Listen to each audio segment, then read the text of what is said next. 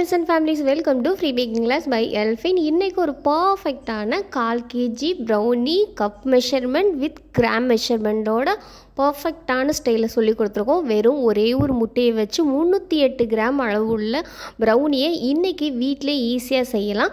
நீங்கள் ஃப்ரீயாகவே பேக்கிங் கற்றுக்கணுமா, இல்லை பேக்கிங் கற்றுக்க ஆவலை பக்கத்தில் கிளாஸஸ் இல்லையா, ஒரு வீட்டில் இருந்து பிஸ்னஸ் பண்ணணும்னு ஆசையாக இருக்கா, கம்மியான பட்ஜெட்டில் அதிக ப்ராஃபிட் எடுக்கணும்னு உங்களுக்கு விருப்பம் இருக்கா, கண்டிப்பாக எங்கள் சேனலை சப்ஸ்கிரைப் பண்ணி ஃப்ரீ பேக்கிங் கிளாஸில் ஜாயின் பண்ணிக்கோங்க. இது முற்றிலுமே இலவசமாக வழங்கக்கூடிய ஒரு கேக் பயிற்சி வகுப்பு. கிரிங்கிள் டாப் ப்ரௌனியை பர்ஃபெக்டாக எப்படி பண்ணலான்னு சொல்லிட்டு இந்த வீடியோவில் தெளிவாக சொல்லியிருக்கோம். ஸோ வீடியோவை ஸ்கிப் பண்ணாமல் பாருங்கள்.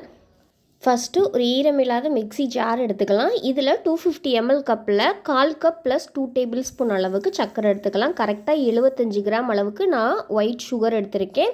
இதை லைட்டாக நைஸாக அரைச்சி எடுத்துக்கலாம். நீங்கள் நாட்டு சக்கரை பயன்படுத்துகிறீங்கன்னா, ஒருவேளை நீங்கள் நாட்டு சக்கரை பயன்படுத்துகிறீங்கன்னா கரெக்டாக 37 கிராம் நாட்டு சக்கரையும் 37 கிராம் அளவுக்கு ஒயிட் சுகரும் சேர்த்து நீங்கள் பொடி பண்ணி எடுத்துக்கோங்க. நான் வெறும் ஒயிட் சுகர் தான் யூஸ் பண்ணுறேன். இப்போ கரெக்டாக 100 கிராம் அளவு டார்க் காம்பவுண்ட் சாக்லேட் எடுத்துருக்கேன். நீங்கள் ப்ரௌனிக்கு எல்லா ப்ரௌனிக்குமே டார்க் காம்பவுண்ட் தான் யூஸ் பண்ணணும். மில்க் காம்பவுண்ட் நீங்கள் தவறி கூட யூஸ் பண்ணிடாதீங்க, அது பர்ஃபெக்டான டேஸ்ட்டை தராது.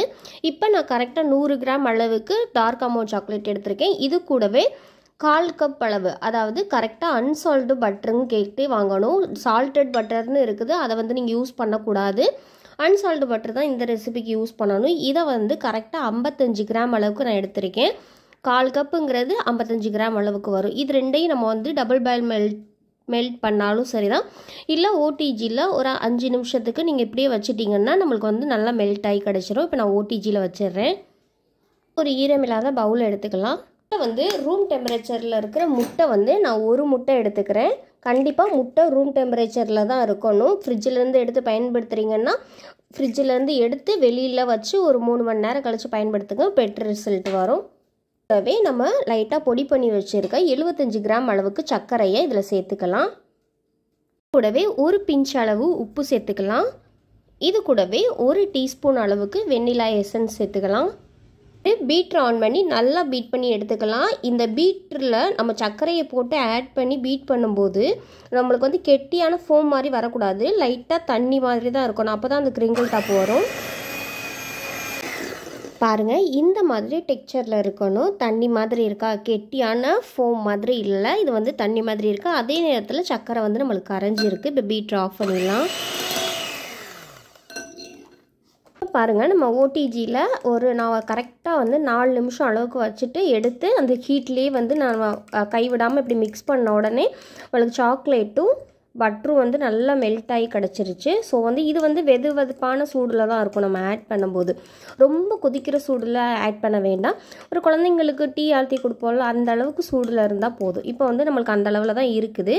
இப்போ கட்டிகள் எதுவும் இல்லாத அளவுக்கு நம்ம கரைச்சி எடுத்தாச்சு. இப்போ நம்ம ரெடி பண்ணி வச்சுருக்க முட்டையும் சர்க்கரையும் பீட் பண்ணி வச்சுருக்கோம்ல, அந்த கலவையில் இந்த சாக்லேட்டையும் பட்டரையும் நம்ம சேர்த்துக்கலாம்.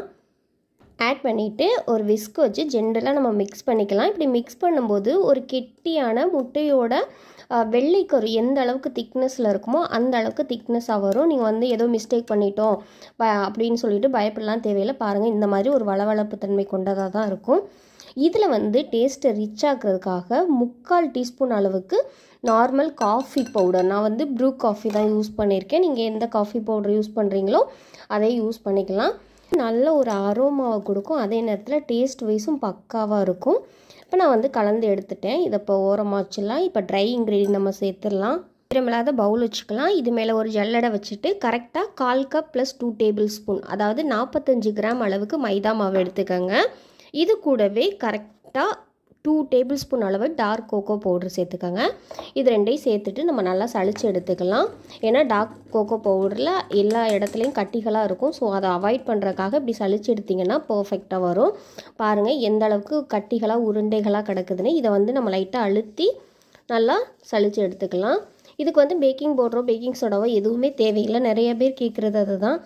நம்ம பர்ஃபெக்டான டெக்ஸ்சரில் கொண்டு வர்றதுக்கு நம்ம பீட் பண்ணுறது, சர்க்கரை சேர்க்குறது, அது எல்லாத்துலேயுமே நம்மளுக்கு கரெக்டாக வந்துடும். இதில் எக்ஸ்ட்ரா பேக்கிங் பவுடரோ பேக்கிங் சோடாவோ போடணும்னு அவசியமே இல்லை.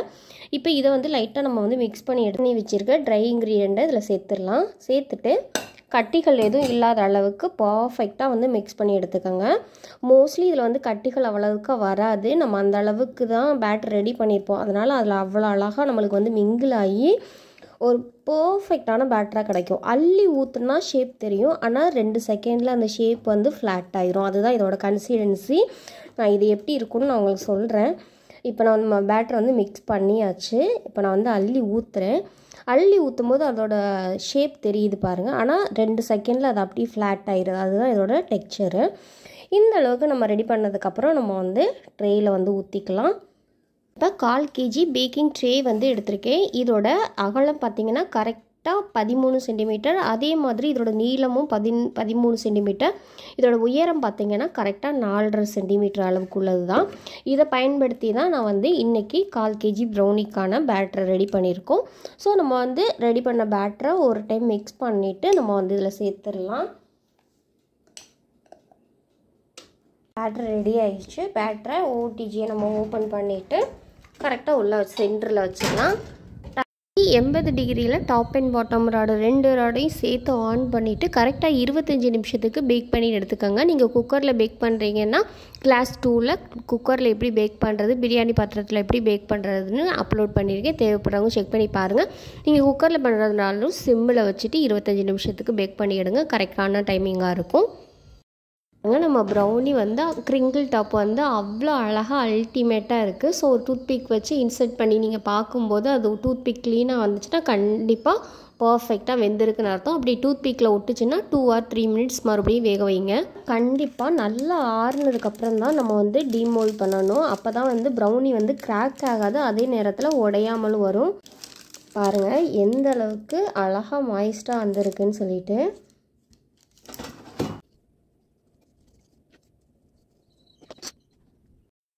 எந்த அளவுக்கு ஒரு பர்ஃபெக்டான க்ரிங்கிள் டாப் ப்ரௌனி, அதுவும் மாய்ஸ்டாகவும் டபுள் பெனிஃபிட்டான ஒரு ப்ரௌனியை நம்ம இன்றைக்கி வந்து ரெசிப்பியாக செஞ்சுருக்கோம்.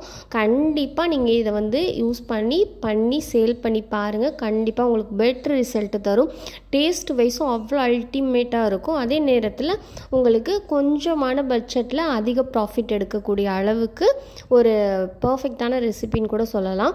அவ்வளோ டெக்ஸ்சர் அழகாகவும் அவ்வளோ பர்ஃபெக்டான ஒரு பார்க்கும்போதே க்ரிங்கிள் டாப் ப்ரௌனி கேக் மாதிரி இல்லை, ப்ரௌனி மாதிரி இருக்குன்னு சொல்கிற அளவுக்கு உங்களை பாராட்டுவாங்க.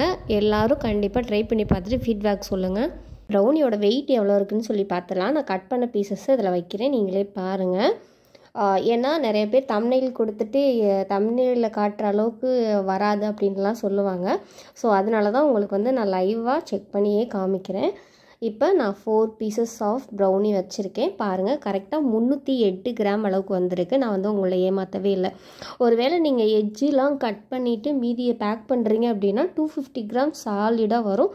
ஸோ வந்து கண்டிப்பாக அந்த ரெசிபியை ட்ரை பண்ணி பாருங்கள். ஒரே ஒரு எக்கை வச்சு ஈஸியாக 300 கிராம் அளவுக்கு நம்ம ப்ரௌனி ரெடி பண்ண முடியும். ஸோ கண்டிப்பாக ட்ரை பண்ணிவிட்டு ஃபீட்பேக் சொல்லுங்கள்.